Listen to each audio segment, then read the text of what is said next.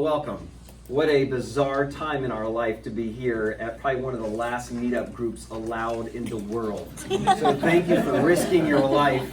My name is David Wilkinson. I'm one of the co-founders for the Hemp Business Advisors. I'm looking forward to sharing with you today some of the principles about SOPs, but my presentation over the last 72 hours has radically changed because of where we're at currently as a culture, what's taking place in the world. So what I'd like from you is a couple things. The first thing I would like to ask you is permission to purposefully stand on your toes today to get you to go to the next level. I need permission that you would allow me to talk today without having to pre-qualify and vet my words. That you're going to believe that I have pure motives, that the only reason I'm here is to help you and your company. So I need everyone to nod and to release me to be myself and to be honest with you. So thank you for doing that, which means I can now say anything and you have no right to take offense at what I'm about to say. All right, so this is a very bizarre industry, isn't it? And by the way, as I start to talk, whenever I use the word hemp, I'm in this context. I'm using hemp and cannabis as one word. If I say cannabis, it's cannabis and hemp. I'm going to use those words interchangeably because of what's been taking place in my own life, in my own heart. So we're going to be talking about creating SOPs to better leverage your time. Because if you've been in the cannabis space at all, here's what you know: everyone is so hectically busy. It's like running around with chickens with their heads cut off. So if you're like us and you've got people constantly calling you and texting you and emailing you and all these things, how are you ensuring you're becoming more productive and not less productive? So we're going to be talking about that. There's 3 areas. We're going to be talking about SOPs with staff recruitment, because this is one, and that's going to be the number one focus for today. How do you ensure you have the right staff members and you didn't hire a person that's the wrong person, or you didn't get a wrong partner that you have to end up getting rid of, because that happens all the time in the industry. Some networking, we'll talk a little bit about that, and then lastly, your SOPs for developing revenue strategies. So before we begin, I want to talk to you about my story about how I got into this. How many of you came from general business? Can I see your hands, please? You were in a normal business? Normal? Okay, good. So I was in normal business. My background is executive coaching, coached 250 different companies in 20 countries over the last 20 years. So that is my expertise, is I help people individually take their company to the next level, or any staff member, staff development. And what happened was 3 years ago, I was in Fort Collins sitting across from a friend. And if you are from Fort Collins or know of it, it is one of the hottest microbrewery towns in the world. We have close to 30 microbrews. And so if you don't like beer, you shouldn't live there, because that's how we do business there, over a beer. And I was talking to a gentleman, and he said to me, David, I just got hired in a CBD company, hemp oil, and I'm going to be their sales director. And I said, what is hemp and what is CBD? I'd never heard of those terms 3 years ago. And so he went on and to share with me over the next 2 hours what exactly it's done for him and the people in his life. And it was a literal moment in my life, one of those moments where you never forget. And I said, I am called to this industry.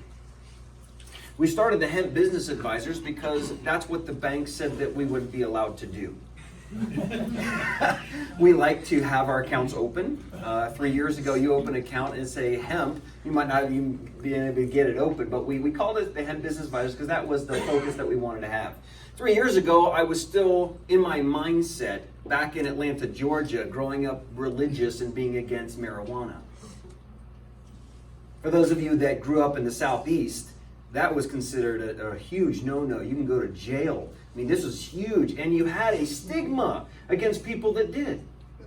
And so if you're like us or like me, it's been a kind of a process to get out of a place of your mindset in which you said, this is what I believe is right and wrong, to all of a sudden saying, what is actually happening on the earth, and what is this plan all about? So part of my story just happened last week, because it was the final straw for me. I was at a conference last week. It was an incredible conference. I definitely would encourage you to go in next September. It's called the Cannabis Public Policy Conference. And I was sitting there for 2 days, and here's what happened to me. the rest of my own personal calling and my journaling with this amazing plant was fulfilled. And I completely have been called into both the hemp and cannabis space. So if you're like me and it's taken you a long time to get here, well done.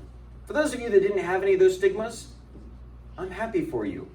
But for the rest of us, it's been a journey to get here. So what I want to talk to you about today, before we go into SOPs, is I want to ask you one very simple question. Are you completely and utterly committed to this industry? This is not an industry to dabble in. We have told people over and over and over, if you want to dabble, go to any other industry in the world, but do not come into the hemp industry. Don't come into the cannabis industry, because you'll be just like a sore thumb and everyone will know you're just trying to make it happen. You're just trying and hoping that you'll make some money instead of having a calling on your life to actually make a difference in the world. If you're not called in this industry, you already know who you are. You've got a company, you're trying to make it happen, it's not working, and you don't know why. You know why? Because you haven't committed that no matter what happens, you're not going to stop until you're successful.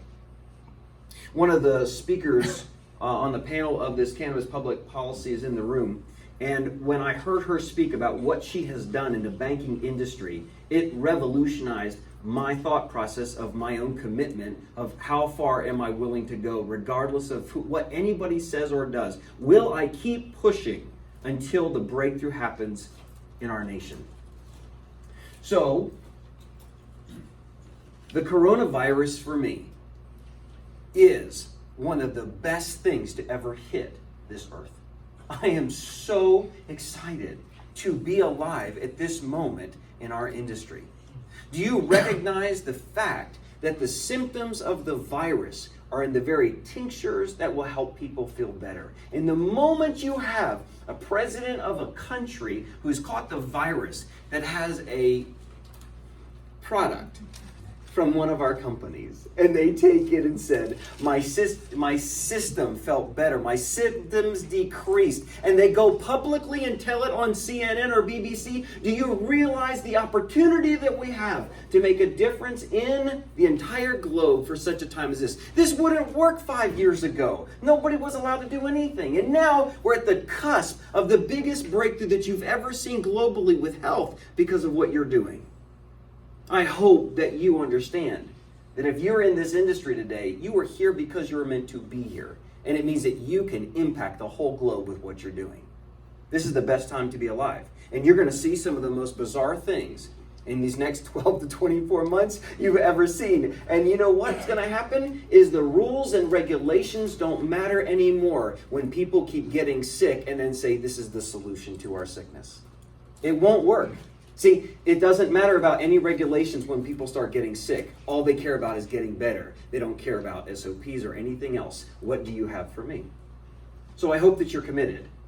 I hope that you say, no matter what happens this year, I will break through, we will be successful, and our company will go to the next level. Because if you don't, you're not going to be here in 6 months. You won't be here by the end of the year. It's too difficult of a industry. And by the way, it's not an industry. If you've studied about what industries are, this is not an industry. This is a movement. A movement means that it has its own momentum, that people get swept up emotionally into doing something that they would not ever get involved in. If you would have said to me 5 years ago, David, you're going to be involved in the cannabis and hemp space, I would have said, oh no, I'm not. You can't pay me enough money to be with those people. Now all I think about is being with you people. So what's the opportunity? The opportunity is this. If you've been so busy chasing after revenue that you've not been developing your SOPs, your competitors are going to obliterate you this year. The cream of the crop is slowly going up. Last year was a disaster for a lot of people. Did you meet those people? Oh my gosh, you would talk to somebody and they were so illiterate in business that you were like, oh no, this is going to be a disaster of a year. I remember how many people called us up on the phone at the HBA and said, yeah, hey, I'm looking for investment. Awesome. Tell me about yourself. I've got the next Google. I've got a brilliant idea. We've already evaluated the company at $120 million. Really, do you have the company open? Well, no, but we're still working on the name. And I'm like, you don't have a company open? How'd you get evaluated? Oh, no, my brother, see, he just... Please tell me you've had some of these experiences. Last year we talked to over 100 hemp companies looking for investments, and 99 of them were blowing smoke. They were like, well, my mom, she gave us a seed capital of $1,000, and we want to take that. And all we're asking for is $500,000, because then it's been hilarious. All right, so let's take a look at the introduction. You have some notes. For those of you that are more cautious people, you like notes, these are for you. For those of you that are more extroverts, you'll probably lose them between here and the car. But those are some notes for you. Introduction.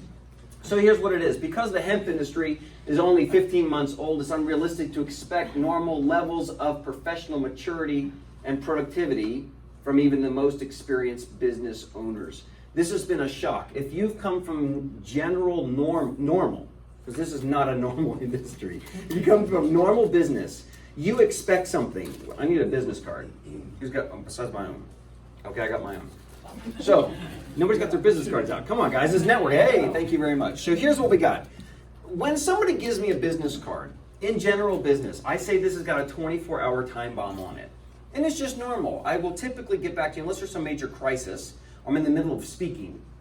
Okay, this card has a time limit. And here's what it says. If I don't email him back within 24 hours, do you know what that means? I don't really want to do business with him.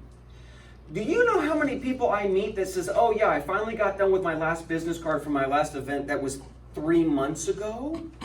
3 months ago. So if you are in shock currently, your system's in a shock and you're in business and you're saying, why don't all these people do normal business? It's because this isn't a normal movement. The movement is you get swept up in the moment and you forget to even email people because you're so busy. So that frustrates those of us that like to be good in business. So creating SOPs to better leverage your time was created out of a need to assist those directly involved in the cannabis industry, as well as serving those brand new budding businesses. A reminder to everyone that efficiency and standardization are vital to the success of every organization. You know what I loved when I walked into Eurofins today? It had a sign. Now listen, this is really important. They put a sign up that said lunch and learn to the right, bathrooms to the right. Then you came around, then you walked, and then you said, oh, the event is upstairs. Did you see there was like 5 printed out signs so you didn't get lost in their building? That's an SOP. Before we have an event, we will ensure there are 5 signs put in these 5 places so that everyone knows where to go. Now here's the problem. That's a simple SOP. It's just as simple to do that as hiring someone. Let me say it again. Your next hire is as simple as putting up 5 signs. Your next sale is just as easy as putting up 5 signs if you have your SOP created. If you don't, guess what you're doing? You're doing what the industry, the movement is doing right now. They get some mud, they huck it at the wall, and they're like, it's stuck, let's go do it. Here's my SOP, and that's the SOP. Instead of saying, here's my manual of how to fling mud, so that I know that all mud that I fling in that direction sticks. So if you're like us, and we were so disappointed that NoCo Hemp Expo got postponed till August, because we were really ramping up for this. If you had no SOPs, you were thinking, I can't wait to go there to make a whole bunch of new connections. But if you have your SOPs in place that also works for you growing your business around not just events, but other ways how you make money, you're not worried about this year with your company not going to the largest hemp symposium globally that got postponed. You're going to say this, oh, I'm disappointed. I was going to see a whole bunch of people. Not, oh my gosh, what am I going to do? We have no possibility for sales. Right? Anybody? I've been there. Anybody else been there? Good. So let's look at this. The inner workings of the organization. Here's the challenge. This movement is so crazy busy that the thought of sitting down and developing an SOP to write it down feels excruciating. And here's what people say. David, I don't have the time or money to do SOPs. You will when you get sued. March 11th last year, I talked at a bank-sanctioned event. Only one in U.S. history. I love saying the one and only one time in this whole talk. It was at Community Banks of Colorado and Greeley, and it was creating momentum in the cannabis industry. And I said we're going to see the most unique lawsuits, the most unique closing of businesses, because everyone thinks that it's their passion that makes the business good, not good business practices. That's where we're at right now. So if you don't have your operations done, your compliance done, your policies, procedures, your job descriptions and contracts, you can be sued quite easily. It's easy to sue you. All you have to do is get a disgruntled employee. That's all you got to do. And the next thing you know, you got sued. All you got to do is make sure that the taxes aren't done. And all of a sudden you have a $250,000 tax bill. And you're like, where did this come from? Oh yeah, we didn't file last year. So these are all your SOPs. Bookkeeping, finances, banking. Thankfully, more and more people from the financial general business is coming into this industry because we need a lot of help. They affect, here's what it is, your ability of your company to save time and money. If you don't have your internal SOPs done, you can't save money. You're going to be bleeding constantly from bad hires. You're not going to make sales, and the money's just going to go out constantly. The external is a little bit different. This is about marketing, sales. Isn't it great? I love going on LinkedIn and watching a new CBD company that's ignorant. Isn't it fun? Our new 5,000 milligram CBD you've seen these, right? You know, will cure cancer, Alzheimer's, and will help your sex life. And I'm like, wow, that is awesome. Good luck with that.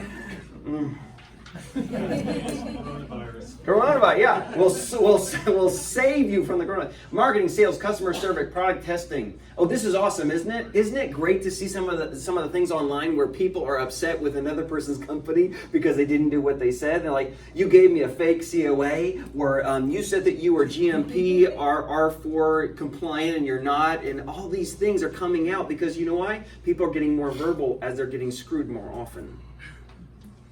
If you've gotten screwed in the industry at least once, then you've been here long enough.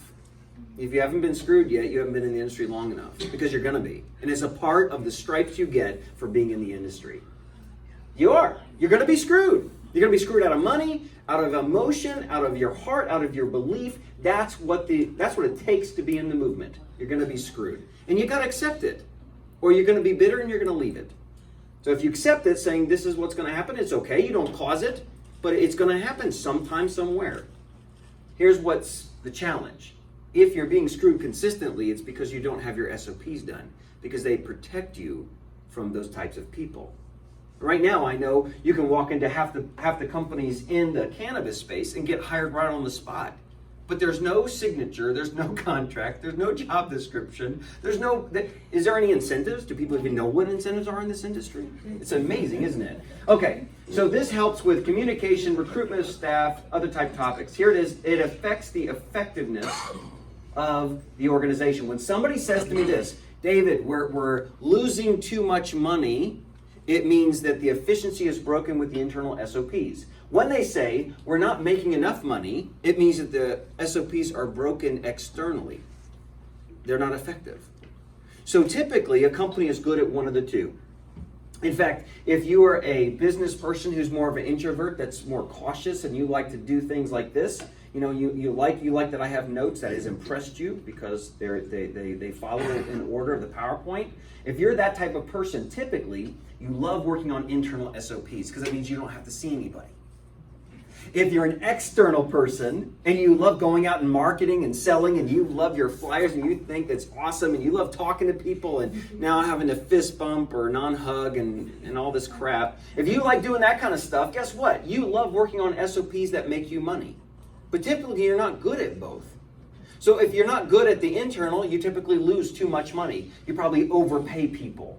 Okay? If you're good at this, here's what happens. You can go out and market and sell all kinds of amazing things that you haven't produced yet because your internal SOPs aren't done.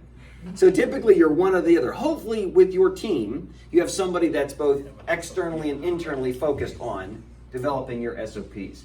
So let's talk about a little bit about the selectivity and creativity. If you say, David, what is my first SOP? What should I create? Because if you're in a company that's 6 months old, you probably haven't heard the word SOP in your team, right? In fact, if you came from the cannabis industry, this might be the first time you heard the word SOP. Standard operating procedures. Not everybody knows that. If you're an extrovert, you may not have never heard that term. It was like the first time I asked somebody, can I please see your pitch deck? And they said, what's that? And I heard 50 other people in the industry ask what a pitch deck was. I started pulling out my hair. So here's the formula. Number one, what's the number one area that you would like to solve in your company? If you say, David, I'm not generating enough revenue, you need a sales funnel called an SOP. When we go to a networking event, and when we go to something like NOCO Hemp Expo, where there's going to be like 20,000 people there in August, then what will happen is I have codes. And I put a code on a card to tell me who that person was, to remind me, oh, that person's looking for funding. Oh, this person's looking for executive coaching. Oh, this person's looking for business consulting. Oh, this person wants me to develop a business plan or pitch deck. I've got a code I can put on the back of the card that when I get home and I got that thick stack of 150 business cards, or this big a stack of 1,000, I know, yeah, thanks for turning your phone off. Phone's off. Then I know who exactly the person is. That's called an SOP. Why did it take 90 days for people last NOCO to answer back all the cards? Because they didn't remember who they talked to or what they're telling them about. You know, you got these. It's a blanket email from NOCO. You got it last year, right? Dear friend. Dear friend. Oh, no. I am David. I am not, my first name is not friend. Dear David, dear friend, it was a pleasure with meeting you and 50 other people at NOCO, and here's what we do. Please buy our product or service. It doesn't work. You need an SOP for that. So what's the number one problem that you want to solve? Number two, is it the loss of what? The area is revenue. I'm losing it. Is it about incompetency? Is it because you don't have structure? When I say to somebody, hey, show me your sales funnel, and they don't know what that is, and I said, well, show me your script, and they don't know what that is, they don't have an SOP for sales. Sales is a formula. You go to an event. You never run out of flyers or business cards. You always make sure you have a good night's sleep the day before. You don't get stoned or drunk the day before a major event, okay? You're not going to be sharp. So here's what's going to happen. You're going to show up, and you're going to have your business cards. When you come back that night, how long are you going to give yourself before they get cold? Sometimes our team has sat down that night and sent out 100 emails to make sure that the next day when we got new business cards, we could take on those people. So if you don't have an SOP for events, you might find your perfect client in here and then not follow up and lose the opportunity of a lifetime. Number three, what is the desired result? And don't just say money. What is the desired result? You need to be specific. So today, we're looking for one company that's looking for funding that is not a startup. That's what we're looking for. If you are at least 6 months old, you're generating revenue, you have a credit score of 700, then we can probably help you get your company funded. We're not looking for a great Google idea that has a credit score of 315. We're probably not going to be able to help you. We'll be able to talk to you on the phone for half an hour because we'll do that with anybody. It's called a discovery call. It's to help you prepare for whatever you're going to do. But sometimes we just can't help people, and that's okay. Next, who is the champion? Who is the champion? This is in your notes. You know what the champion is? The person who has the right personality, the right talents and gift mix that you know when you delegate it to them, when they created the ideas with you, they're going to take it and run. If you take your biggest introvert that hates people and make them the champion of your marketing and sales department, you're going to go broke. You've got to get the right person engaged and to be the champion of what you're doing. So we'll talk about who your champion is in just a couple seconds. And then which team members are involved? Do you need the whole team there? Is this just between you as the owner and the person that's doing this? Who are the people that are going to be collaborative with you to take ownership of it? And by the way, if you're an introvert and you are a female, it's been proven through research that you are the best networker in the room. If you're female and introvert, research it. You know why? Because a female who's an introvert does something twice as much as a male extrovert. They have 2 ears and 1 mouth, and I have 2 mouths and 1 ear. So they end up asking more insightful questions and actually closing on more business at the end of the day, because they'll get the one business card because they listen to the people in the room, and she got it, and I got a whole stack, and maybe I didn't get one single close. Number 6, write out the entire process, maybe on a whiteboard. You can brainstorm it with your team. And then what you want to do is you want to go through it with your company to ensure that everyone knows what you want to do. If you have a team, I would encourage you not to develop an SOP outside of your team. And then walk up to them and say, hey guys, we now have a brand new SOP and everyone's doing this, and you hand it to them. Because they're not going to have any ownership in it, and you may lose somebody over that new SOP. Have an open and safe discussion, and then change it, improve it as you implement it. Once you've done that, after you implemented it, then you need to make sure that you have a timeline with it. Don't just say this, hey, we have a new SOP, we're going to actually implement it over the next 5 years. No. Implement it, then test it, and ensure that it's working. Because if you create SOPs and you keep them on your laptop, and you never print them out, and nobody ever reads them, and nobody ever follows them, good for you. That's great for ISO 9001. Fantastic. You have an SOP that you're not using, which means you wasted a whole bunch of your time. Then you're going to actually ensure that as you evaluate it, that it's working. It's working. Then remove any steps that aren't working, improve your SOP, and then what you're going to do, you're going to actually solidify it in something called your employee or operations manual. So you should eventually start to fill up your employee operations manual so that when a brand new person comes and is hired by your company, guess what you do? You hand them the entire book and they can read it. Now this is great. How many times have you heard of a person who tried to get hired from a job, and when they went in, they killed it in the interview? I mean, they were like on top of their game and they did a good job and they said they could do all these things. And then when you hired them, it was like it was a whole different person. Anybody like this? I'm the only one. 2. Okay, good. Okay, I'll make sure I'm talking to the right audience here. So what this means is when you say to them, before you're hired, please read our operation manual, what you're doing is you're testing them before you hire them to ensure that they really want to be hired. So, how many of you would like to say this? David, I would never like to hire another loser again. Anyone? High hands. I never want to hire another loser again. Okay, good. I'm going to share with you how to develop an SOP to keep out the losers of your life and out of your business. Now, you already know this, right? How much money does it cost the company when a person leaves? Do you remember? 3 to 5 to sometimes 10x what you paid that person a salary is what it cost the company to rehire them. Don't hire a loser, please. They're everywhere in our industry. Don't hire them. Hire high quality people that have a proven track record that you're going to follow something called your SOP. So let's take a look at how not to hire a loser. Here's what it is. Start with this, develop the application process. Okay, right now, do you know how people get hired in the hemp industry, in the cannabis space? I like you. You're hired.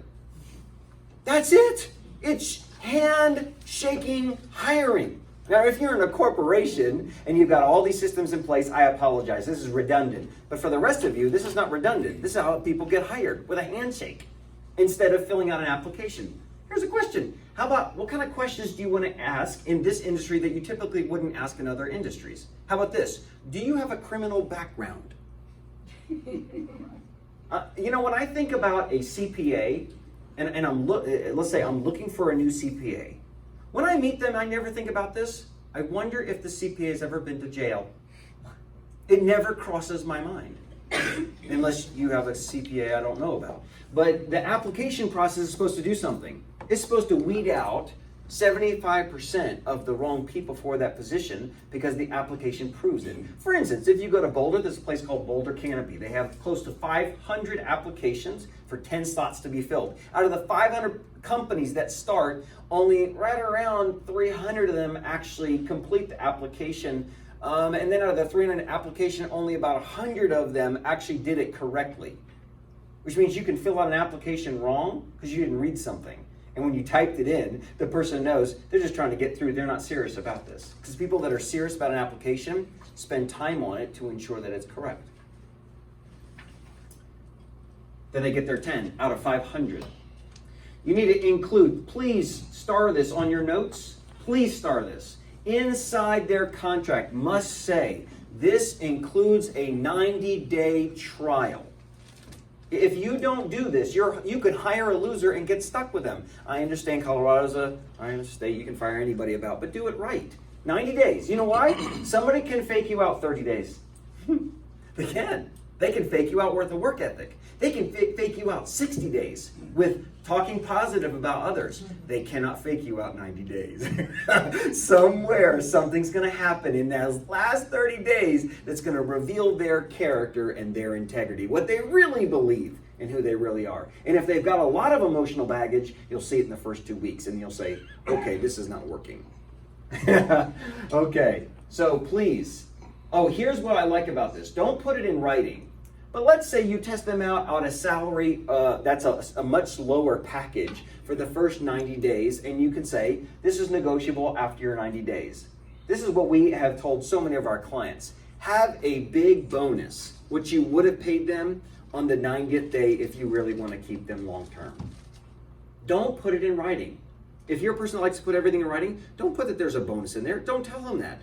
See what they do and see if they're worth the bonus at the end. Surprise the people by kindness in the industry.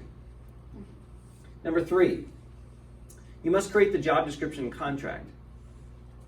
The amount of overlap in companies right now is so thick that everybody is doing everybody else's job in some way, shape, or form. And it's a disaster.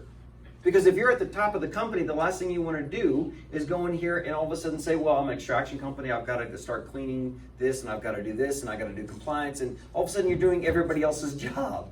The only way you know what you should be doing is that you signed a job description and contract that tells you what to do. Otherwise, everyone is responsible for every single thing that happens in the company. And that's exhausting, isn't it? Some of you are entrepreneurs, you're like, I'm so exhausted of doing everybody else's job. That's because everybody doesn't know what they're clearly supposed to be doing as well. Number 4, list the tasks with accompanying deadlines. Accompanying deadlines is number 4. You know why? Because otherwise, if there aren't deadlines, especially in the first 90 days, you don't know if the person can produce like they said they were going to produce. Why would you hire someone who said they could produce at this level that doesn't produce at all because you forgot to put deadlines into what you both agreed upon?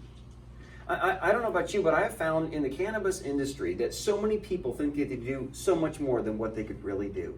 Haven't you found this to be true? And I like positive people. I'm a positive person. Sometimes I way overemphasize what we can do. But you know what? Eventually, you got to produce what you overemphasize. If you way overshoot, you better be sometimes hitting at that level. Because otherwise, you're going to say that people are going to say about you and your company, you make big promises, overpromise, and underdeliver instead of the exact opposite. Next, call. This is so important. I don't care if you hate cold calling. Call 3 of their references before you have them sign the contract at the end. You know why? Because you may call 3 people of their past hires that says, oh my gosh, we couldn't wait to get rid of this person. I know, but here's the thing. I don't know why, but it feels like intuition is broken in the cannabis industry. Have you found this? I have found some people to be so highly intuitive that get taken for millions of dollars. And I'm like, what happened to their intuition? It's like once you step into the space, the intuition leaves you, and all of a sudden people make really bad decisions. This protects you from making an intuitive decision that may be wrong. Call up the phone, ask them, so, I'm calling you about Bobby Smith. We're looking at hiring Bobby. Could you please tell me what the top 3 reasons are why you hired Bobby and 3 reasons why you left? Oh yeah, Bobby's a great outgoing guy. He really increased our sales. He's a great team player. 3 reasons why he left. Well, he stole about $1 million from the company, slept with my wife, and kicked my dog. So we fired him. Don't hire him. Call. All right, 6. Follow the system of checks and balances to ensure the number of meetings equal the size of the company expense. If you're going to hire somebody for a couple $1,000s to come in and do cleaning, you probably don't need to have all this information. But if you're going to pay this person $5,000 or $10,000 a month, I would encourage you to get your whole team involved. Have them interview that person. Do they fit in with the culture of your company? Or do you believe the best about them and your ability to make a wise decision that you've left your team out of the decision-making process? You know what the best kind of sale to make is? Sometimes a team sale.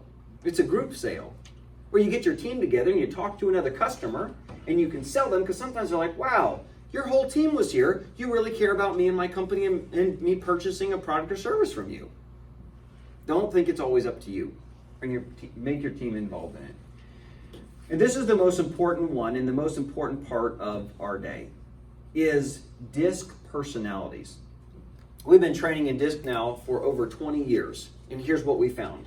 The number one reason why SOPs are not created that produce, the number one reason why people hire the wrong people, the number one reason why people are not generating the millions they're supposed to be making is not based upon they don't know their product or service, they don't know about personalities. Now, this is the most advanced and exclusive course that we have ever developed. And therefore, I want to share it with you. This is directly called Revealing Your Hidden Identity Within the Cannabis Industry. And it's focusing upon team building, conflict resolution, and revenue growth strategies based upon DISC. It's here in Loveland, Colorado on May 7th. Hopefully we'll be able to shake hands then. If not, we'll do more fist bumps. But here's what I know. If you came here to develop SOPs and you want to walk away with something, the rest of the notes teaches you specifically about making sales. There's a sales funnel strategy in there. So we talk about developing your staff in there. Page 2 is also about developing your revenue SOPs, how to generate more revenue. And then on the back, it's about developing your networking SOPs. How do you walk into an event and walk away with your SOP that you close on people in the room? This is by far the most frustrating and exciting industry that you could possibly imagine. You never know what's going to happen tomorrow.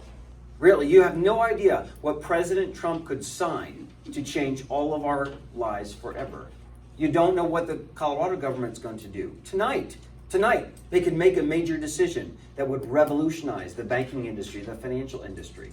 You don't know what Facebook and Google are going to do to change the way that we market our products and services. And you don't know that maybe in this very room is the largest customer you've had in your history of your company. My encouragement to you is you continue to ramp up your company for 2020. That number one, you become flat out sold, committed to doing whatever it takes to make it work in this industry. Regardless of the obstacles, you will not stop until you succeed. Number two, that you develop SOPs, that you take the time to generate more revenue and to save revenue by hiring the right people. And number three, that you come and be a part of the event happening on May 7th, that we can help you and your company go to the next level. My name is David Wilkinson. I'm one of the co-founders of the Hemp Business Advisors. It was a pleasure to share with you some of these truths, and we'll take questions and answers now because some of you have got something big rolling around.